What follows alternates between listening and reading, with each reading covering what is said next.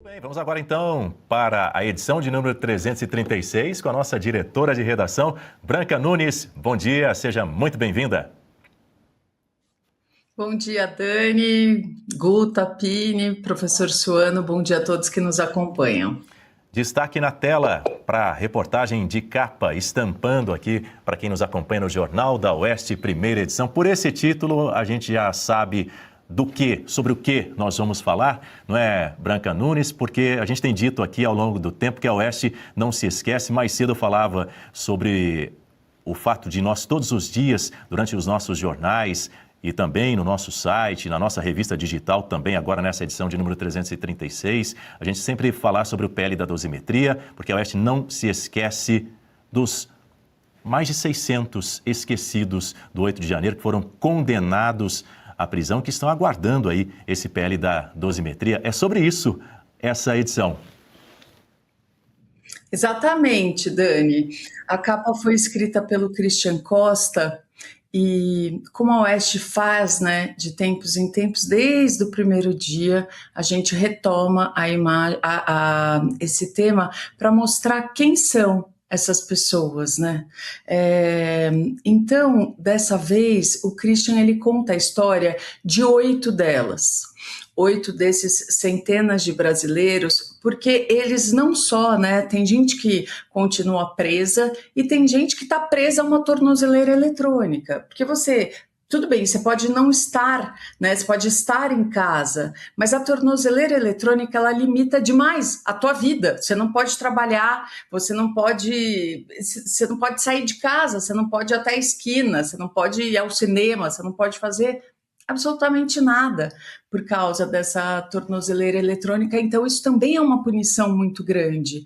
E o Christian conta a história, né, de 8 deles, entre eles estão, por exemplo, a Raquel Lopes. A Raquel é cozinheira e ela foi condenada a 16 anos de prisão, mesmo depois que dados de geolocalização mostraram que ela chegou a Praça dos Três Poderes às 5:50 da tarde.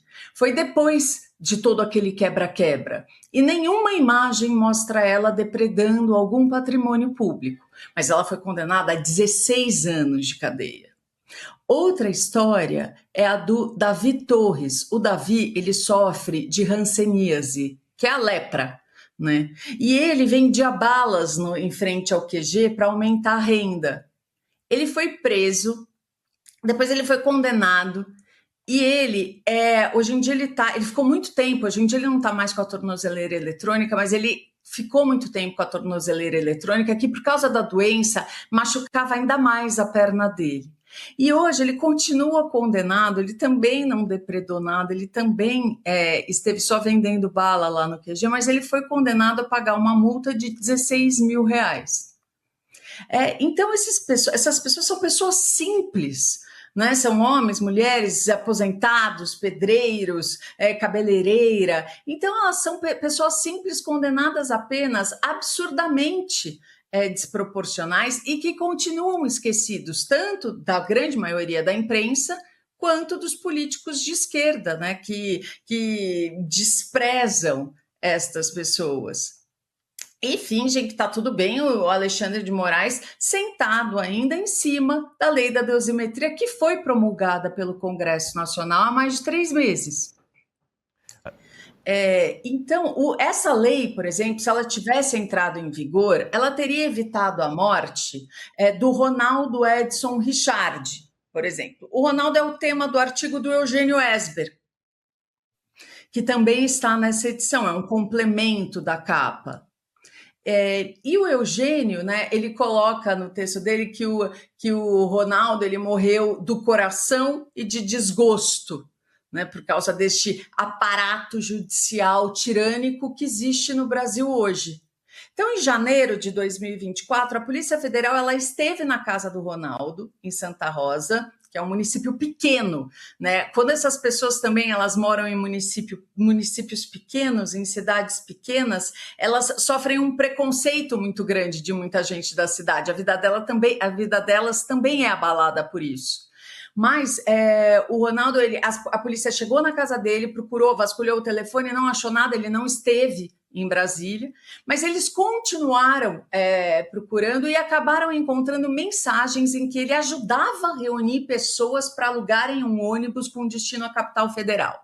E depois descobriram também que ele custeou a passagem de um dos manifestantes. Daí o Esber coloca assim, né? Isso era. Ele citar aqui um trechinho do artigo dele bem rápido. Isso era tudo, ele bota. Na verdade, era nada. Mas a Procuradoria-Geral da República, que hoje não viu razão para abertura de inquérito contra Moraes pelas ligações milionárias com o liquidado Banco Master, foi implacável com o Ronaldo, enquadrando-o como financiador, sabe-se lá do quê, e denunciou por 5 crimes. 5 crimes de associação criminosa, tentativa de abolição do Estado de Direito, patrimônio, dano qualificado ao patrimônio da União e coisas assim. Então, a Oeste ela foi a primeira a denunciar, a falar sobre a morte do Ronaldo, numa nota que o Christian Costa, inclusive, fez, e agora o Eugênio detalha a história deste homem, que é um dos 10 que morreram em situações semelhantes depois do 8 de janeiro. Agora, Branca, eu conversava aqui enquanto nós ouvíamos você com o professor Marcelo Soano e ele deu um destaque muito grande para a capa dessa edição da Daniela Diorno, não é? Queria estampar Sim. mais uma vez aqui a tela para a nossa audiência, para você observar aí a capa da edição de número 336 da nossa revista digital. O que você me dizia, Soano? Bom, primeiro parabenizar a Branca pela condução maravilhosa da revista. Os artigos são fantásticos, mas essa capa por si só, ela já dá uma mensagem completa. É uma representação de pessoas que são esquecidas, mas estão atiradas no inferno. É uma imagem do inferno. Isso, por si só, já mostra o ambiente que está desses indivíduos que são perseguidos, são presos políticos, estão perseguidos, atirados no inferno. Essa capa por si, ela já dá a mensagem completa. Parabéns, que revista maravilhosa. Por isso, eu quero pedir à nossa audiência, você que não é nosso assinante, aqui ó, o número está embaixo, já vou passar para você, Branco, mas só para pedir à nossa audiência, você que não é nosso assinante, já liga agora, porque a nossa equipe está de plantão nesse momento para poder prestar todo o suporte para você ler essa matéria de capa do nosso Christian Costa, essa outra reportagem também do Eugênio Esber. Por favor, Branca, prossiga. E agradecer em nome da Daniela Diorno, que é a nossa diretora de arte, vou passar para ela essas palavras, caso ela ainda já não esteja vendo, né, assistindo ao Jornal da Manhã. Mas, Dani, eu quero citar aqui também o texto você falou da assinatura, né? Só essa assinatura de quem está nos assistindo, dos assinantes da Oeste, muitos deles estão nos assistindo, ela serve para custear, né, todo esse nosso trabalho e para que sejam feitas grandes reportagens, como a que eu vou citar agora, a do William Grisafes, que o William ele escreveu sobre o iminente fechamento dos hospitais de custódia, né, que é a consequência da política antimanicomial do Conselho Nacional de Justiça, que determinou o fechamento das prisões, né, prisões manicômios, vou colocar assim só para facilitar o entendimento de quem está nos assistindo. E você tem nestas prisões, nestes lugares, assassinos, que assassinaram parentes, assassinaram crianças, são pessoas que elas são diagnosticadas com algum transtorno psíquico e que agora, por elas não poderem ficar nestes hospitais de custódia, elas estão sendo já, e serão todas com o fechamento total deles, colocadas na rua com o convívio da sociedade. Então, o William, ele conta também os crimes bárbaros que essas pessoas cometeram e o desespero mesmo, a aflição tanto dos familiares que vão ter que receber essas pessoas de volta, como dos próprios médicos e pessoas que trabalham nessas instituições que sabem que são homens, né, e mulheres que não têm condições de voltar a conviver em sociedade, mas que por determinação do CNJ voltarão em breve. Tá aí esse alerta e também uma denúncia do repórter William Grisafis. Já estou mandando mensagem para ele aqui, inclusive, para a gente repercutir esse assunto na semana que vem. Já estou escrevendo para ele aqui no WhatsApp, porque é muito grave esse fechamento dos hospitais de custódia, colocando, portanto, esses pacientes nas ruas, coloca também a população em risco. Então, parabéns desde já aí ao nosso repórter William Grisafis por essa matéria. Tenho certeza que os nossos assinantes vão ler e vão ter, olha, eu temo que às vezes quando a gente faz esse tipo de alerta, faz esse tipo de denúncia também, não é para colocar medo na população, de jeito nenhum, não é, Branca? É justamente com o objetivo de trazer um alerta para que a população também se manifeste contra esse tipo de ação, né? É isso, Dani. E para você ter uma ideia, né, eu conversei ontem com o William que a gente vai começar essa semana com um programa curto de 15 minutos em que eu converso mais detalhadamente com algum repórter sobre os bastidores, né, da reportagem, chama Oeste em Revista.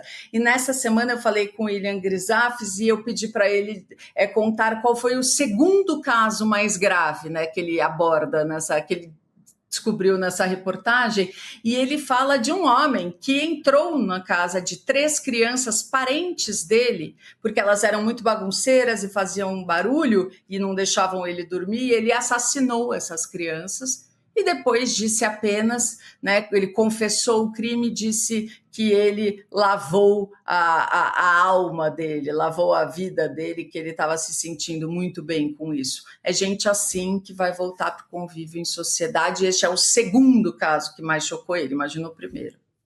Então é hora de você que ainda não é nosso assinante assinar a nossa revista digital ligando agora no 0800 580 2020 ou então por meio do WhatsApp e ainda no próprio site revistaoeste.com. Lá tem o ícone, o botão assine para você conhecer todos os planos e se tornar assinante da nossa revista digital e patrocinar. Eu gosto de usar sempre essa palavra, porque é o seu patrocínio que permite que todo esse conteúdo, não só no nosso canal oficial aqui no YouTube, na Oeste TV e também na nossa revista digital, mas também no nosso site da Revista Oeste, siga levando as informações, os fatos como eles são para você que nos acompanha, nos dá o carinho da audiência. Obrigado mais uma vez. Se você não é nosso assinante, contatos na tela para você. Branca, é isso? Algo mais? É isso, Dani. Um ótimo, né, fim de programa para vocês. Muito obrigado pela gentileza, um bom fim de semana, até a próxima. E reforça lá o convite para mim, por favor, com o William Grisafis, com o Arthur Piva, para que todos também venham aqui ao Jornal da Oeste, primeira edição, para poder conversar com a gente poder analisar ali a reportagem de cada um deles e também levar esse conteúdo para quem acompanha o nosso jornal todas as manhãs aqui. Combinado? Pode deixar, eles vão com certeza. Conto contigo. Bom fim de semana, Branca. Obrigado mais uma vez. Já saiu na grande mídia. São mais de 10 bilhões de reais esquecidos para serem sacados pelos brasileiros. Foram 4 dias organizando e logo já entrei com a solicitação e, na sequência, já me veio o retorno. R$ 8.517 que estava lá parado. E era meu. E isso é só a ponta do iceberg. São 7 brechas ocultas no sistema que você pode resgatar. A menos que você queira fazer doação para esse governo, precisa ver antes que o prazo acabe. Para você descobrir, deixei o link aqui embaixo e um QR Code na tela. Acesse agora.